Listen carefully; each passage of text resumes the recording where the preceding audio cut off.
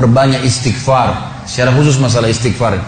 Karena ada sebuah hadis Nabi SAW yang berbunyi, bisa saja rezeki seorang hamba tertahan, ya, ditahan oleh Allah, belum dikasih, ditahan dulu karena dosa yang dia lakukan.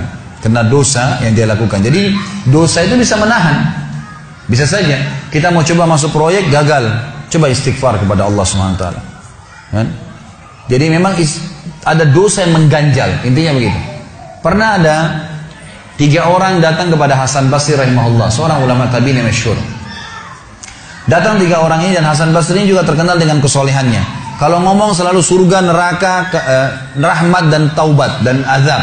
Itu saja berputar perkataannya Hasan Basri rahimahullah. Jadi orang sering datang ke rumahnya minta nasihat. Ada 3 orang datang satu hari antri di rumahnya. Yang satu masuk mengatakan, wahai imam, wahai kiai, wahai ustaz, saya sudah lama menikah dengan istri saya ini, tapi belum dapat anak. Sudah 10 tahun nikah nggak dapat anak. Kami sudah ikhtiar ke tabib ini, minum itu, tapi belum juga Allah takdirkan. Apa saran Anda? Maka kata Hasan Basri, perbanyak istighfar. Perbanyak ya, bukan kerjakan istighfar, perbanyak. Terus lisanmu astagfirullah wa atubu ilaih, astagfirullah terus diucapin. Jangan berhenti. Gitu kan. Maka kemudian keluar orang tersebut. Masuk orang kedua mengatakan, wahai imam, saya sudah lama kena penyakit di perut saya, sakit terus. Kalau sakit saya sampai nggak bisa tahan, rasanya pengen mati saja kena sakitnya. Sudah coba berobat ke sana sini nggak sembuh-sembuh. Apa saran Anda? Kata Hasan Basri, perbanyak istighfar. Perbanyak istighfar. Amalin, pulang. Datang orang ketiga mengatakan, wahai imam, saya sudah lama bekerja banting tulang.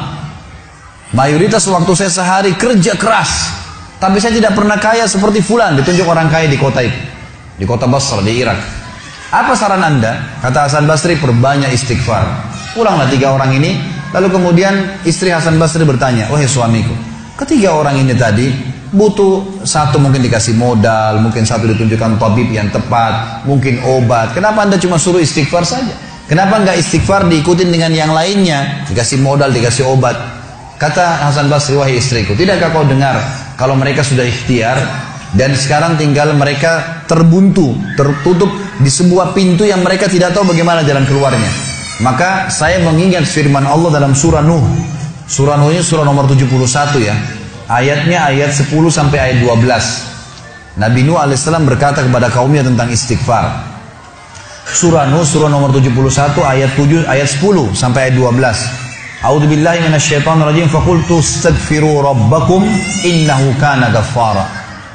Yursilis samaa'a 'alaikum midrara wa yumdidkum bi amwalin wa banin wa yaj'al lakum jannatin wa yaj'al lakum anhara.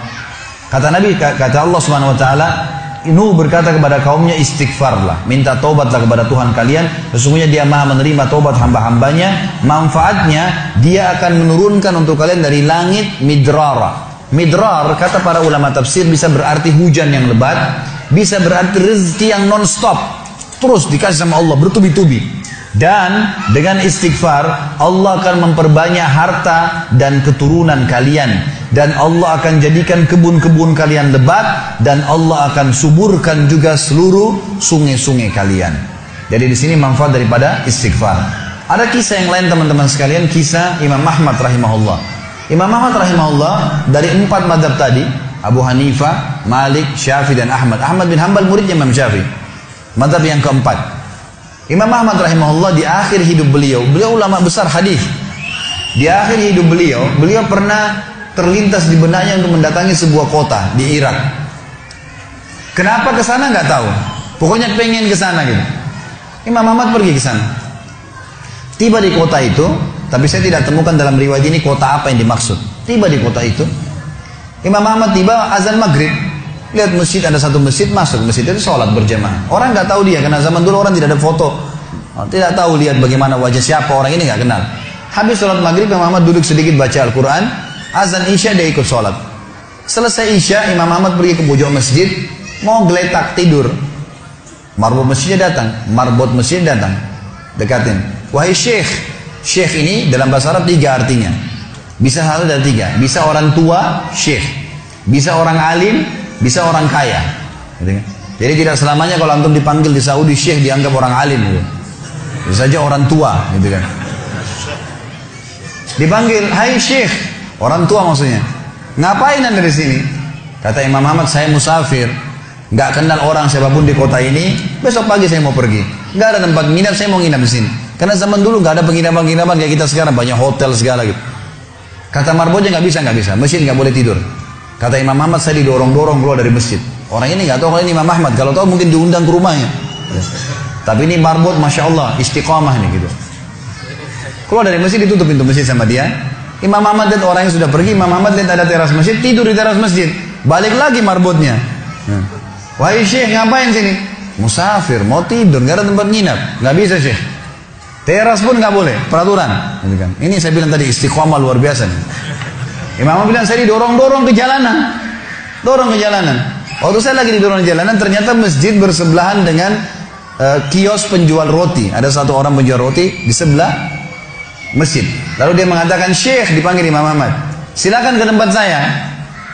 Imam Ahmad pun datang. Dia bilang, saya punya rumah tidak jauh dari sini, ini kios saya, ada ruangan tempat tidur saya. Silakan anda pakai nginap, besok anda mau pulang silakan. Kata Imam Ahmad menceritakan tentang keadaan dia dengan penjual roti ini. Dia bilang ada satu perilaku penjual roti ini yang unik. Imam Ahmad tertarik dengan itu. Dia bilang setiap kali orang ini pecahin telur, ngambil terigu, ngambil garam, itu sambil astagfirullah wa atubu ilaih, astagfirullah wa atubu ilaih. Terus lisannya nggak pernah berhenti nih astagfirullah wa atubu ilaih. Kecuali Imam Ahmad bilang saya ajak ngomong atau dia bertanya pada saya.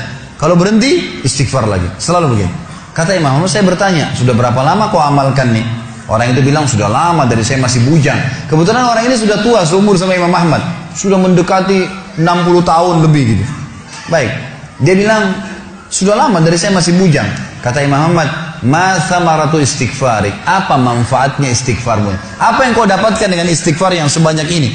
Kata dia, tidak ada apapun yang saya minta kepada Allah kecuali diijabah. Apa saja saya minta Allah kasih. Tinggal satu yang belum Allah kasih. Kata Imam Ahmad, apa itu? Dia bilang, saya minta dipertemukan sama Imam Ahmad. Lah ya, kisah nyata. Imam Ahmad mengatakan, Allahu Akbar, istighfarmu lah yang membuat saya datang ke kota ini, tidak tahu kenapa. Istighfarmu yang membuat marbot masjid mendorong-dorong saya keluar masjid. Istighfarmu yang mendatangkan saya ke tempat ini, tempat praktekmu, ke rumahmu. Karena saya adalah Ahmad bin Hanbal. Saya adalah Ahmad ibn Hanbal. Bagaimana istighfar teman-teman sekalian mendatangkan rezeki yang luar biasa. Permintaan apapun didatangkan. Seorang alim ulama biasa didatangin, ini malah didatangkan sama Allah ke tempat orang ini karena istighfarnya. Dari memperbanyak istighfar manfaatnya sangat besar. Hadis Bukhari kata Nabi SAW, siapa yang mulazamah selalu istighfar, Allah akan jadikan jalan keluar dari masalahnya dan Allah akan berikan rezeki dari tempat tidak disangka-sangka.